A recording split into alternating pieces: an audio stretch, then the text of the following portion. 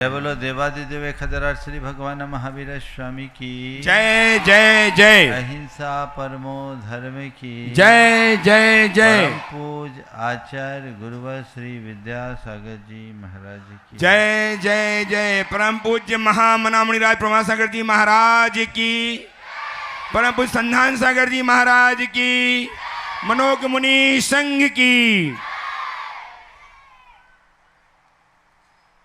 कागज के खाली पन्ने पर हम सुंदर चित्र भी बना सकते हैं कि नहीं? और उसी कागज को स्याही के दाग धब्बे से खराब भी कर सकते हैं। कागज में चित्र कब उभरता है? चित्र बनाते हैं कागज में तो चित्र कब उभरता है? कोई भी लाइन कहीं से आड़ी टेढ़ी तिरछी खींच दो, चित्र बन जाता है क्या? नहीं ना। क्या करना पड़ता है? कागज पर चित्र अंकित करते समय एक एक लाइन को बड़े तरीके से खींचना पड़ता है। जो हमारी कल्पना में है उसको उभारना पड़ता है, कहीं भी थोड़ी भी गड़बड़ ना हो जाए, है ना। और अगर आड़ा टेढ़ा चाहे जैसे करेंगे तो क्या होगा? वो चित्र विचित्र बन जाएगा, बनेगा ना। हमारा जीवन भी कागज के पन्ने की तरह है। इसमें सुंदर चित्र भी अंकित किया जा सकता है तो इसे विकृत भी किया जा सकता है ना। अब अपने को क्या करना है? चित्र बनाना है कि विचित्र? चित्र। तो चित्र कैसे बनेगा?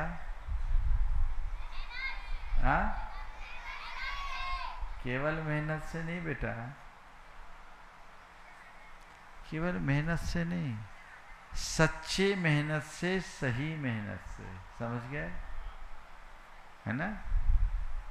और चित्र बनाते समय देखो एक एक लाइन बहुत ध्यान से खींचते हैं और लाइन खींचते ही अगर कहीं कुछ गड़बड़ हो जाए तो क्या करते हैं? इरेज करते हैं ना तुरंत। बस इसमें ही जीवन का विज्ञान छिपा है। अपना जीवन बहुत समझदारी और गंभीरता से जियो। अपना काम पूरी सावधानी से करो और कोई गलती हो जाए तो उसे सुधारने में एक पल का भी विलंब मत करो, है ना। एक चित्रकार होता है, वह चित्र बनाता है, बनाते समय उसको कई गलतियां दिखती, उसे तुरंत सुधारता है। और जब अच्छा चित्र बनता है उसे टांग देता है तो सब कोई उसे सराहते कि नहीं सराहते? तो आज तुम सबको ये मौका मिला है अपने जीवन का एक सुंदर चित्र अंकित करने का। क्या मौका मिला है? अच्छा, बहुत खुश है बच्चे खुश हैं, उनके अभिभावक भी खुश हैं। आप लोग खुश हो कि नहीं हैं? क्यों खुश हो? आप लोग क्यों खुश हो बताओ? क्या हो गया? खुश हो कि नहीं? ऊंचे ही तो बोल रहे हो। हाँ तो दम से बोलो, इतने बच्चे बैठे पता तो लोग खुश हो कि नहीं? अब क्यों खुश हो ये बताओ? क्यों खुश है?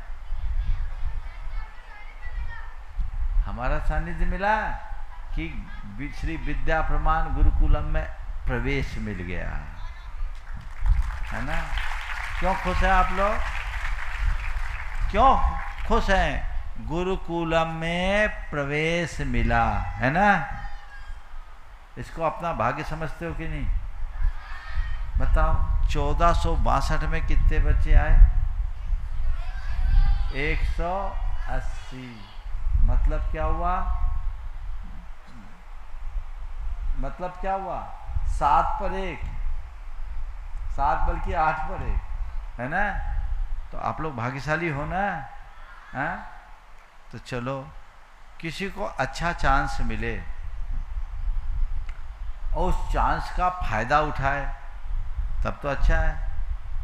और चांस तो मिल गया, बाद में आलसी बन जाए तो क्या होगा? आज आप लोग खुश हो क्योंकि आपको यहाँ प्रवेश मिल गया।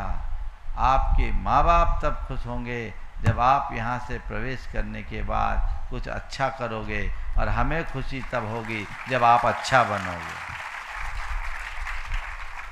तो क्या करना है?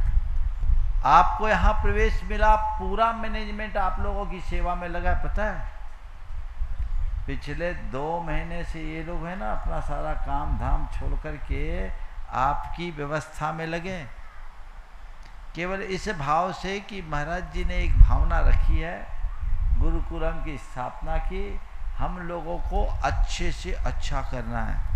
और अच्छे से अच्छा करने के लिए अपना व्यापार, अपना कारोबार सब कुछ छोड़ करके यहाँ दिए। ठीक है, वो अच्छा वो अपने लिए दिए। वो खुश कब होंगे? जब आप लोग कुछ अच्छा करोगे, है ना? ये खुश होंगे। आपके माँ बाप अभी खुश हैं, और ज़्यादा खुशी कब होगी? जब आपका रिजल्ट अच्छा होगा, है ना? और हमें खुशी कब मिलेगी? हमें खुशी कब मिलेगी? जब आप सब लोग अच्छा बनकर निकलोगे। क्या? कब खुशी होगी हमें? जब आप अच्छा बनकर निकलोगे। हमने कहा था यहाँ आने वाले बच्चों को केवल पढ़ना लिखना नहीं है, समाज का आइकॉन बनाना है। क्या बनाना है? आइकॉन का मतलब जानते हो? नहीं जानते? जानते हो कि नहीं जानते?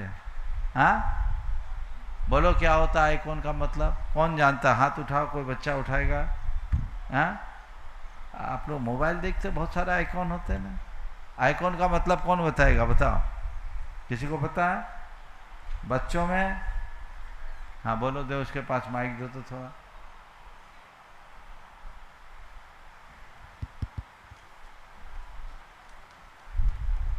देखो छोटा बच्चा हाथ उठा रहा, पहले उसको दो। हाँ, फिर उसको सेकेंड चांस उसको मिल। मेरे को जो पता है, कंप्यूटर में एक चीज को आइकन बोलते हैं। चलो ठीक है, दो उधर। हाँ बोलो, तुम बोलो, तुम बोलो। आइकन, आइकन का अर्थ है हो सकता है जैसे वह व्यक्ति जैसे देखकर लोग चाहें कि हम भी जैसे बने, बहुत सुंदर, वह एक आइकन कहला सकता है। बहुत सुंदर। तुम बोलो बेटा। नमस्ते भगवान। आइकन का मतलब रिप्रेजेंटेटिव। रिप्रेजेंटेटिव, बहुत सुंदर उत्तर दिया। बैठ जाओ। जो हमारी एक पहचान बने। बोलो, बनना चाहते हो कि नहीं बनना चाहते हो? हाँ, तो आइकॉन कैसे बनोगे? एडमिशन हो गया, स्कूल चले गए, पढ़ लिए, दिन भर मस्ती काट लिए, है ना, थोड़ा बहुत पढ़ लिख करके पेपर दे दिए, पास हो गए, आइकॉन बन जाओगे? हाँ, कैसे बनोगे आइकॉन? हाँ, मेहनत से। देखो, आज आप लोगों के लिए मैं 4 बातें देना चाहता हूँ। 4 बातों को अपने जीवन में अपनाओगे तो आप यहाँ से आइकॉन बनकर निकलोगे। समझ गए? सबसे पहली बात, श्रद्धा। क्या करना है? श्रद्धा। अपनी श्रद्धा को पक्की रखना। समझ गए? श्रद्धा किसमें? अपने धर्म में और अपने कर्म में। क्या रखना? अपने धर्म में और अपने कर्म में, दोनों पर श्रद्धा। समझ गए? धर्म में श्रद्धा अर्थात देव शास्त्र गुरु के प्रति पक्की श्रद्धा होनी चाहिए कि नहीं, है ना? अपनी आत्मा के प्रति श्रद्धा। किस पर श्रद्धा? मैं कौन हूँ? मैं कौन हूँ? मैं कौन हूँ? और आत्मा क्या है? अजर, अमर, अविनाशी। समझ गए? तो अपनी आत्मा पर श्रद्धा, धर्म में श्रद्धा, यानी देव शास्त्र गुरु पर श्रद्धा, ठीक है? और अपने कर्म पर श्रद्धा। कर्म पर श्रद्धा मतलब जैसा मैं करूंगा वैसा मुझे फल मिलेगा। क्या है श्रद्धा? जोर से बोलो। ये मानते हो कि नहीं? अच्छा करोगे तो कैसा मिलेगा, और बुरा करोगे तो क्या मिलेगा? तो कोई बुरा करके अच्छा फल पाएगा क्या? तो तुम लोगों को क्या करना? अच्छा फल चाहिए कि बुरा? अब अच्छा फल चाहिए, पक्की श्रद्धा है ना? अच्छे का फल अच्छा मिलता है, पक्की श्रद्धा है। तो अब अच्छा का फल अच्छा मिलता है, तुम्हारी पक्की श्रद्धा है, तो तुम्हें क्या करना है? क्या करना है? बस चिल्लाना नहीं है बेटा, बोलना है ना? तो क्या करना है? अच्छा करना है। समझ गए? श्रद्धा रखोगे, मैं मन लगा करके पढ़ूंगा, मैं मेहनत करूंगा तो उसका फल मुझे मिलेगा। मैं अच्छा कर्म करूंगा तभी मेरा जीवन अच्छा बनेगा। ये श्रद्धा अंदर रहनी चाहिए, ठीक है? दूसरे नंबर पर विनय। क्या करना? विनय। विनय एक बहुत बड़ा गुण है। हम मुनियों के लिए भी कहा गया कि विनय से मोक्ष मिलता। आप लोग अपना ज्ञान चाहते हो, ज्ञान अर्जन करना चाहते हो ना, तो उसके लिए विनय चाहिए। क्या चाहिए? विनय का मतलब क्या? बड़ों का आदर करना, उनकी बात मानना। समझ गए? और केवल बड़ों का ही आदर नहीं करना, एक दूसरे की रिस्पेक्ट करना। क्या करना? समझ में आ रही बात? तो एक दूसरे की रिस्पेक्ट का मतलब क्या? एक दूसरे से लड़ना। तो क्या करना? एक दूसरे की मदद करना, एक दूसरे से हिल मिल के रहना, है ना? एक दूसरे का साथ निभाना। तो ये विनय का भाव, अपने शिक्षकों के प्रति विनय रखना। समझ गए?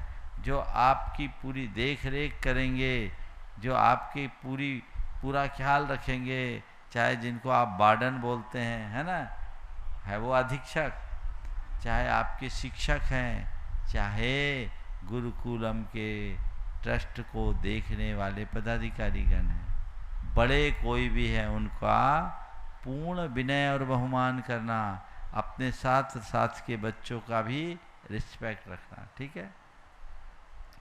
तीसरी बात वो है लगन।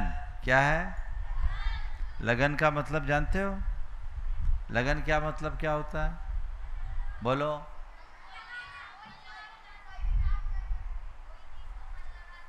हाँ, लगन मतलब जो काम करना है उसमें पूरा मन लगाना, उसकी ही धुन जगाना।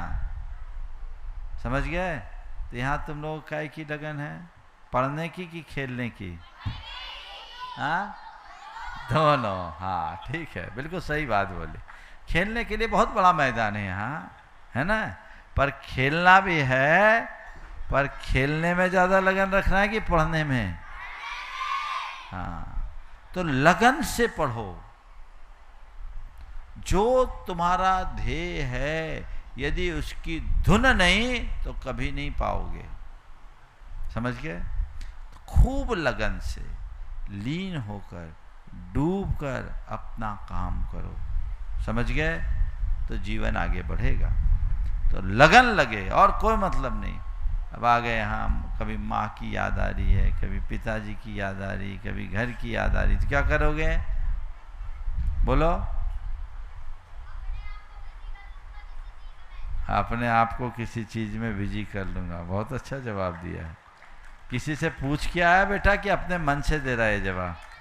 वाह, होशियार है लड़का, बहुत अच्छा। देखो, जब भी याद आए ना तो क्या करना? अरे जब छुट्टी होगी तो चले जाएंगे, अभी तो मुझे पढ़ना है, अभी मुझे, और मुझे क्या करना है, आइकॉन बनना है। क्या बनना है, क्या बनना है, क्या बनना है? तो ऐसे चिल्ला चिल्ला के बोलने से तो आइकॉन नहीं बनोगे। कब बनोगे आइकॉन? जब लगन लगा करके पढ़ोगे तब आइकॉन बनोगे। समझ गए? खूब मन लगा, समझ गए? और चौथी बात है अनुशासन।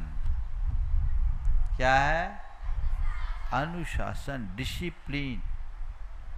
ये एक मनुष्य को अच्छा बनाने का बहुत बड़ा आधार है, बेस है। अगर तुम में अनुशासन नहीं होगा तो तुम कुछ नहीं कर पाओगे। समझ गए? इसलिए पूरा डिसिप्लिन जो तुम लोगों के लिए यहाँ बताया जाएगा वो सब करना है। कल से एक नए दिन की शुरुआत तुम लोगों की होनी है ना? कल आप लोगों को विद्यालय जाना है, पर हमने सुना है गड़बड़ हो गया है। गर्मी को देखते हुए स्कूल मैनेजमेंट ने एक कोई मैसेज आप लोगों तक दिया। आज कुछ बच्चे मुझे आके बोले महाराज सेज इंटरनेशनल से एक मैसेज आया है। चलो, लेकिन कोई बात नहीं, अपना कार्यक्रम तो कल होना है तो होना ही है। और इसके लिए मैनेजमेंट ने भी कह दिया आप सबका बढ़िया वेलकम होगा, वहाँ पर होगा ना। इसके बाद अब क्या करेंगे, बेचारे दूर दूर से आए, वो दोबारा तो जा नहीं पाएंगे। अब बार बार माँ बाप कितने आएंगे? तो मैं तो यहाँ कहूँगा गोधा जी से कि ऐसी व्यवस्था बना दो, जो आसपास वाले घर जाना चाहे एक हफ्ता को तो चले जाए, और जो यहाँ रहना चाहे वो रह सकते हैं। ठीक है? ऐसी व्यवस्था बन जाए। बोलो, घर जाने वाले ज़्यादा है कि रहने वाले? सब पक्के है ना? तो वो देख ले, जिनके आसपास 100-150 किलोमीटर 200 किलोमीटर वाले हैं, वे चाहें तो ले जा सकते हैं, क्योंकि बच्चों की स्कूल लगेगी नहीं तो दिन भर संभालना बड़ा मुश्किल हो जाएगा। दूर वालों के लिए जरूर व्यवस्था ऐसी बनाई जा सकती है, अनुशासन बना के चलना। समझ गए? फिर सुनो, ये चारों बातें ध्यान रखना है। और एक पांचवी बात और बोल रहा हूं, हमें स्ट्रांग बनना है। क्या बनना है? फौलादी, एकदम मजबूत। ये लोग मुझसे कह रहे थे महाराज जी गर्मी ज़्यादा पड़ेगी, स्कूल में एसी है, हॉस्टल में भी एसी लगवा दें। मैंने कहा भूल के मत लगाना, हमारे बच्चे कमज़ोर हो जाएंगे। मैं अभिभावकों से पूछता हूँ, बोलो आप अपने बच्चों को क्या बनाना चाहते हैं, कमज़ोर कि मजबूत? थोड़ा ज़ोर से बोलो। अब बच्चे नहीं बोलेंगे, अभिभावक बोलेंगे। क्या बनाना चाहते हैं? आप चाहोगे कि बच्चों को एसी मिले? अरे जो बच्चे धूप में क्रिकेट खेलते हैं घंटों, उन्हें एसी की जरूरत क्या है क्या? बोलो। इसलिए मैंने इनको मना कर दिया। समझ गए? हाँ, आने वाले दिनों में जो यहाँ छात्रावास बनेगा, वो छात्रावास ही अपने आप में ऐसा बनेगा जहाँ बाहर भीतर के टेम्परेचर में नेचुरल अंतर हो। समझ गए? इसलिए इन बातों को बिल्कुल ध्यान नहीं रखना। कुछ लोगों को ऐसा था कि हम तो महाराज के नाम पर आए, यहाँ तो 5 स्टार फैसिलिटी मिलेगी। तो भैया 5 स्टार है, लग्जरी का नाम 5 स्टार नहीं, लक्ष्य के निकट ले जाने वाला ही 5 स्टार होता है। इसलिए अभिभावकों से मैं कहता हूँ, घबराएंगे नहीं। हम लोगों ने बचपन में एक नीति पढ़ी है, सुखार्थी चेत कुतो विद्या, विद्यार्थी चेत कुतो सुखम। ये पढ़ाया जाता था। आजकल तो बहुत सुविधा है। हम लोग जब पढ़ते थे तो शुरुआती 2-3 क्लास में तो घर से फट्टी लेके गए। यहाँ भी बैठे हुए बड़े लोग होंगे, घर से बोरी की फट्टी लेके गए, उसमें बैठे, है ना? तब पढ़ लिख कर आगे बढ़े। तो कहा जाता था सुखार्थी चेत कुतो विद्या, सुख चाहोगे तो ज्ञान नहीं पाएंगे, और ज्ञान पाना है तो सुख को त्यागना पड़ेगा। क्या करना पड़ेगा? समझ गए? इसलिए बिल्कुल एसी का तो नाम ही नहीं, काम ही नहीं, कोई बोले तो भी, समझ गए? सुविधा है, आगे पीछे होंगे, बच्चे मजबूत बनेंगे, अपना अच्छे मन लगा करके पढ़ेंगे। अभिभावकों से भी मैं कहता हूँ आप निश्चिंत हो जाएं, बच्चों को प्रोत्साहित करना, ज़्यादा मोह मत करना। चाहे जब आपको बच्चों से चाहे जब बच्चों से मिलने की बात मत करना, चाहे ज़्यादा फ़ोन मत करना, अपने मोह ममत्व में पढ़कर बच्चों का भविष्य खराब मत करना। अब बच्चों को भी जिस दिन बातचीत का दिन है बस उसी दिन बात करना है, बाकी क्या करना है, जिसके लिए आए हैं वो काम करना है, ठीक है ना? कमेटी ने आप लोगों की बहुत उत्तमोत्तम व्यवस्था बना रखी है। 1-2-4 दिन में और जो थोड़ी बहुत कमियां हैं उसकी पूर्ति हो जाएगी। व्यवस्थाओं में कमी नहीं है, फिर भी यदि कोई ऊंच नीच हो तो उसे अपनी व्यवस्था मानकर आपको सहयोग देना है। क्या करना है? सहयोग देना है। धीरे धीरे सब चीज़ें अच्छे से अच्छी होगी। मुझे तो विश्वास है कि ये श्री विद्या प्रमाण गुरुकुलम आने वाले दिनों में पूरे समाज का आइकॉन बनेगा। बच्चे तो आइकॉन बनेंगे, ये संस्थान एक आइकॉन बनेगा, इससे एक अलग पहचान बनेगी, मुझे दिख रहा है, और बहुत जल्दी होगा। और आप सब इस अर्थ में भाग्यशाली हो कि आप सब पहले सत्र में चुने गए। इस साल तो 180 आ गए, अगले साल कुल 30 आएंगे, वो भी 6वीं वाले, बाकी दूसरे क्लास में कोई एडमिशन नहीं हो, केवल 30। अब सोच लो कितना टफ एडमिशन होगा। उन 30 को 6वीं से लेकर टॉप तक ले जाएंगे, और जब यहाँ भवन बन जाएगा तो 4थी क्लास से बच्चे आएंगे। तो आप लोग भाग्यशाली मानना अपने आप को बेटा। अगले साल इतना इजी नहीं रहेगा, और वो प्रक्रिया नवंबर से चालू हो जाएगी, समझ गए? तो ये आपको ध्यान रखना है, अभिभावकों को भी ध्यान रखना है, मन लगाकर खूब अच्छे से मेहनत करके पढ़ना है, आगे बढ़ना है। आप सबका कल्याण हो, आप अपने लक्ष्य को पूर्ण कर सकें। जिस उत्साह के साथ मैं देख रहा हूँ नन्हे नन्हे मुन्ने बच्चों में अपूर्व उत्साह है, इस उत्साह को बनाए रखो, अपने संस्कारों को उत्तम बना कर रखो, ताकि तुम्हें देखकर तुम्हें कहना ना पड़े कि मैं श्री विद्या प्रमाण गुरुकुलम से पढ़कर आया हूँ।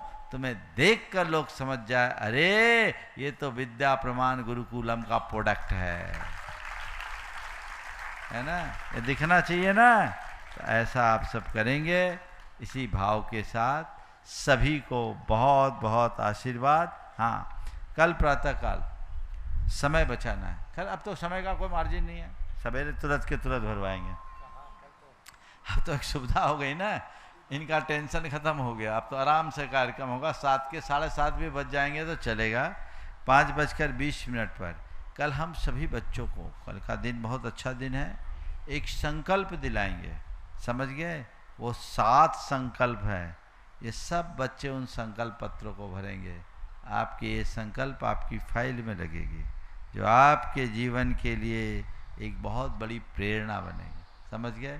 तो कल का कार्यक्रम बहुत भावभीना कार्यक्रम होगा। कल बच्चे एक दूसरे का सत्कार करेंगे, एक दूसरे को संकल्प सूत्र बांधेंगे और अपना संकल्प करेंगे। कमेटी सब बच्चों का जोरदार अभिनंदन करेगी। पूरी रूपरेखा अब तो जैसे ही कार्यक्रम शेड्यूल में है, बिना संशोधन के यथावत रखा जाए। 7 के 7:30 भी बज जाए तो कोई शुभ हर्ज नहीं है। कल सुबह आप लोग कितने बजे आना है? 5:20 पर रेडी होकर के यहाँ पर आना है, ठीक है? आज के शंका समाधान में पहले बच्चे आएंगे धोती दुपट्टे में, अभिषेक आदि करेंगे, और उसके बाद नहीं तो एक साथ कार्यक्रम खत्म होने के बाद नाश्ता होगा। विद्यालय जाना है ना, ड्रेस पहन करने गैप करेंगे, अपना यहाँ का कार्यक्रम करेंगे, उसके बाद ड्रेस हो जाएगा। अभी शाम को सब बता दिया जाएगा। तो आप लोग समय पर आए। महाराज जी से मेरा कहना है आज आधा सवाल बच्चों से, आधा सवाल अभिभावकों से ये मौका दे दिया जाए। सब क्लास के बच्चे ग्रुप में एक एक क्लास के 2-3 बच्चों को लो। 6th 7th 11th 12th के आए नहीं हैं, 6th 7th 11th के ही बच्चे हैं आज। तो 6th 7th 11th के 3-9 बच्चों के लिए दो और 3-4 अभिभावकों को दे दो। हाँ,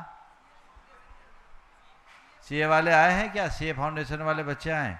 अच्छा, तब फिर 2-2 करना पड़ेगा। ठीक, सब ग्रुप में खड़े हो जाएंगे, फिर मौका मिलते रहेगा। चलिए यहीं रखें, सभी को आशीर्वाद।